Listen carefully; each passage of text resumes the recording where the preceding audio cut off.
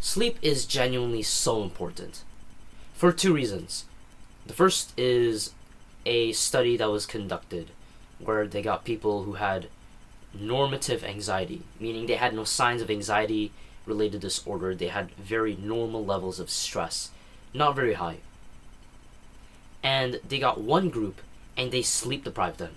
They deprived them, giving them 0 hours of sleep. And what happened is, what was once a group of people that had normative anxiety, that had low anxiety, their stress and anxiety increased so much that they reached the diagnostic threshold for anxiety disorder. Which just means you could literally give anxiety disorder to someone simply by just depriving them away from sleep.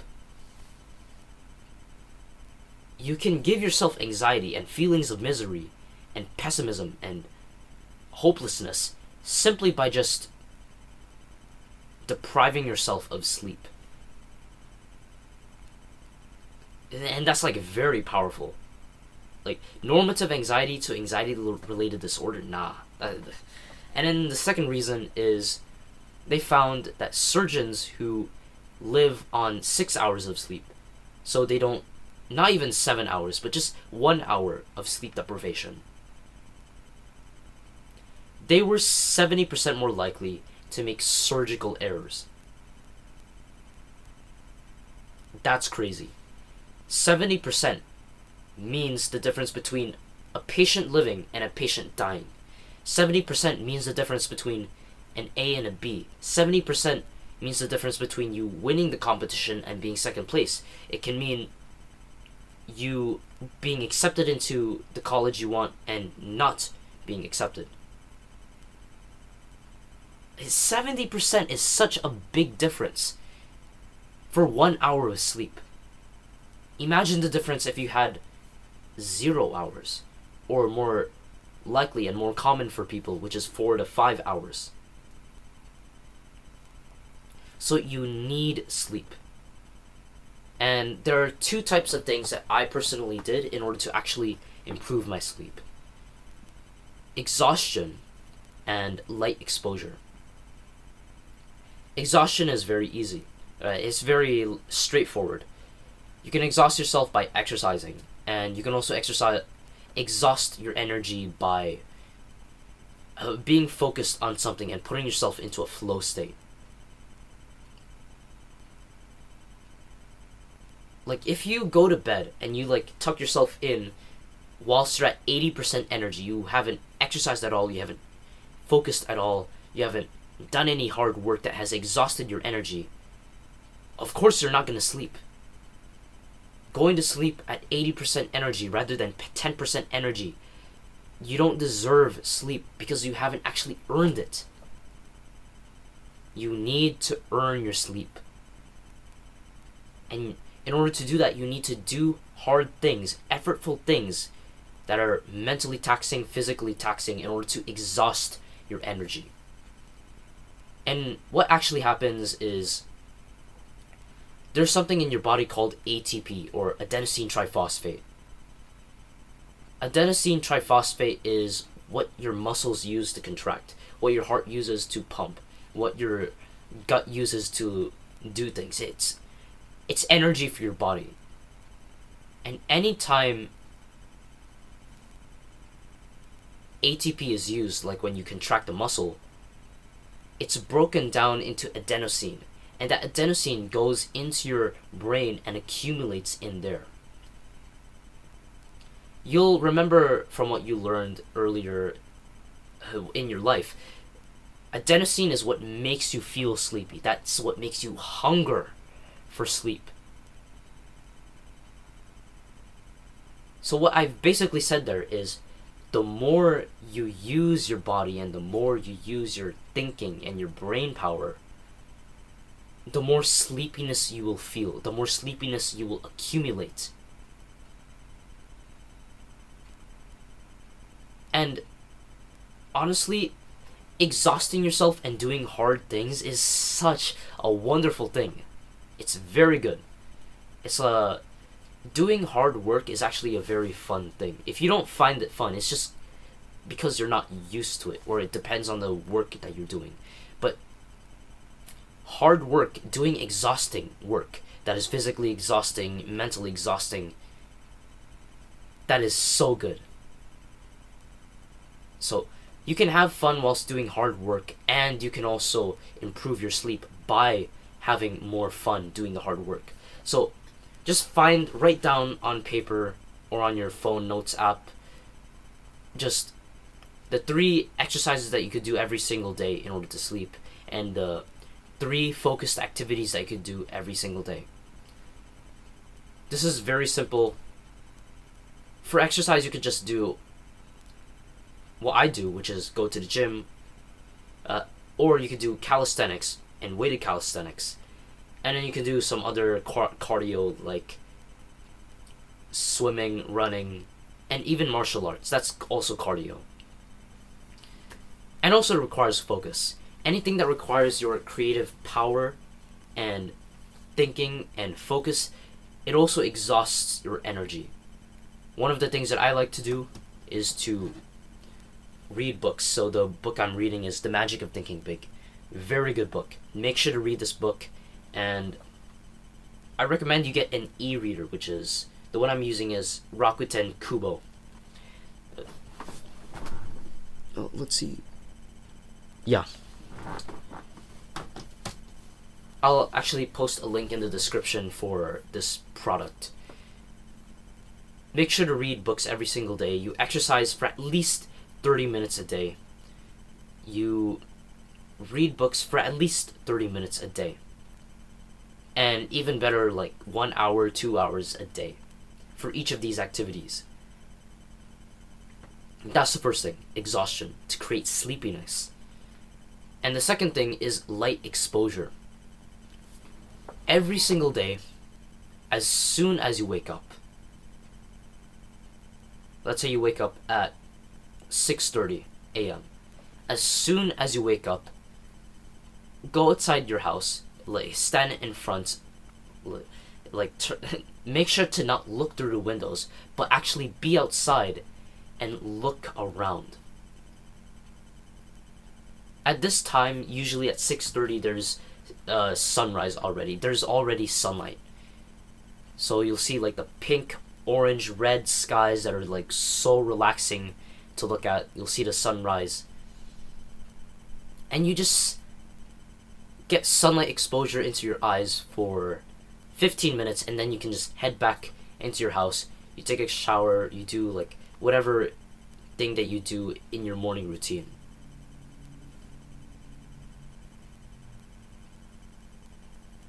Yeah, make sure to not look through the sunlight through windows.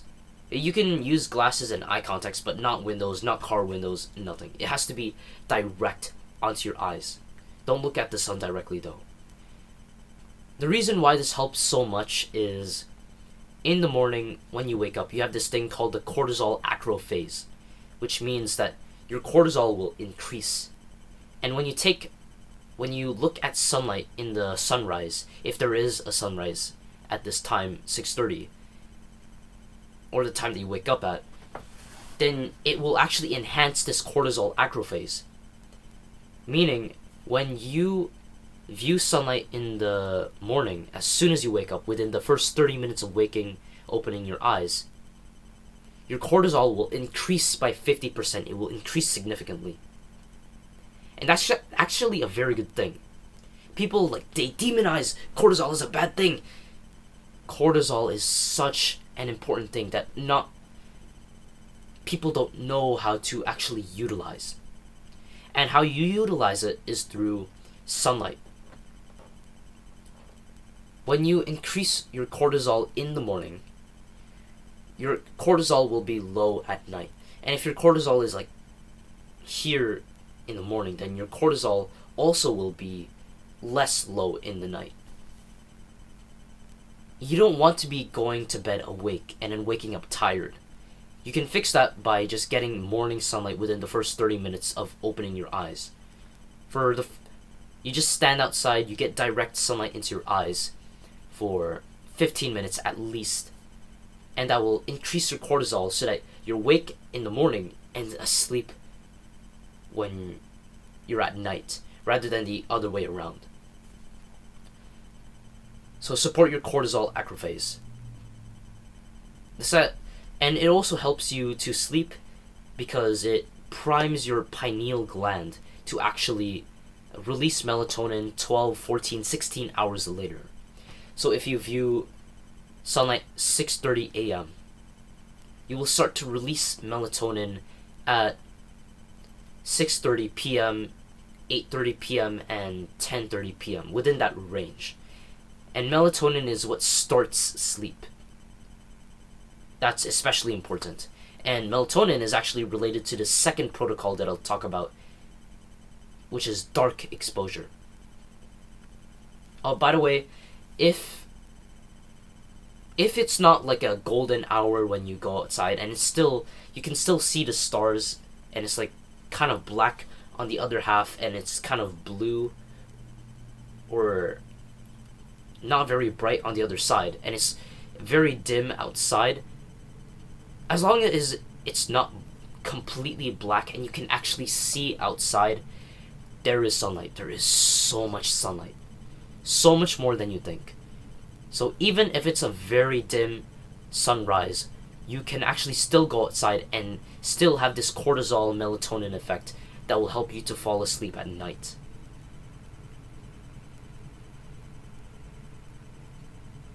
If you live in a place where you wake up before the sunrise, or you have a job that makes you wake up before the sunrise, then honestly that sucks. I don't know what I could do for you.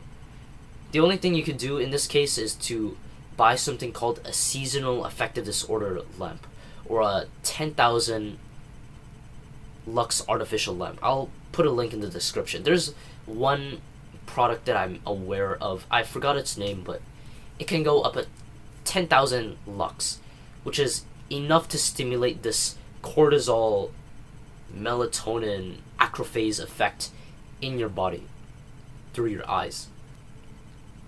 So light exposure, first thing is to morning sunlight for light exposure. And at night, the second thing for light exposure is 1 hour before you go to bed, be in darkness. Let's say you go to bed 10:30 p.m. every single night. 10:30 p.m. And then okay, so you go 10:30 p.m. sleep. That means 9:30 p.m. you turn off all the lights in your house. If you can, buy some blackout curtains so that no sunlight can come through and illuminate your house. You just turn off all the lights, and you can also probably buy some Himalayan lamp or use this other thing that I'm using, which is a clip light. It has an orange light. Yeah, you can also buy anything that has like a red light or an orange light to make sure it doesn't disrupt your circadian rhythm, and it's a 5 lux light bulb. 1 hour before bed, always have a darkness. Like, turn off everything. Don't have any bright light. Don't even like turn on any bright light, as long as it's orange or it's red and it's quite low in brightness, because white light actually activates your circadian rhythm and alertness so that you can't fall asleep. But red light and orange light, they don't actually do much to increase your alertness, as long as it's not too bright. So red and orange light that isn't too bright, you can buy those things, and blackout curtains. As soon as 9:30 comes, put your phone in another room and then go read a book in silence, or you can go journal or meditate. Do whatever occupies your mind that doesn't actually involve your phone in any bright lights. What this does is, when you're in darkness around the time of your bedtime, you'll actually start to release melatonin, which is what starts sleep. A lot of people, they're lying in bed with their phones scrolling, and they're like, ugh, I can't fall asleep. I don't feel sleepy enough. Yeah, because you're exposing your eyes to more light at night, which is reducing the amount of... Actually, it's not. It's preventing melatonin from even being secreted. They found a study where people who woke up in the middle of the night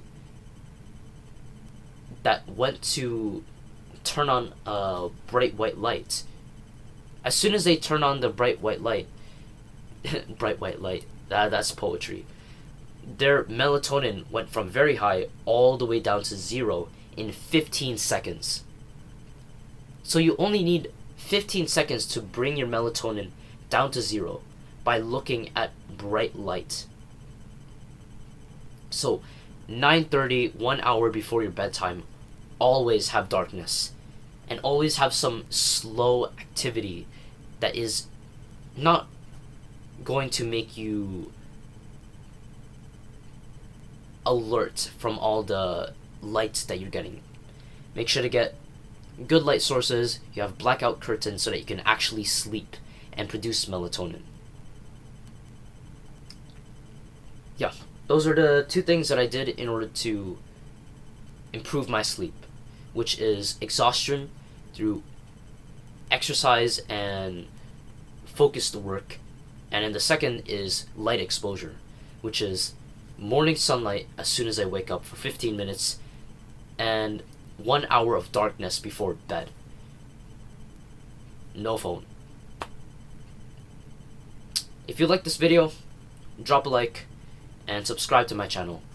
I also have a paid product in the description that you can check out, and also all the links to the products that I mentioned.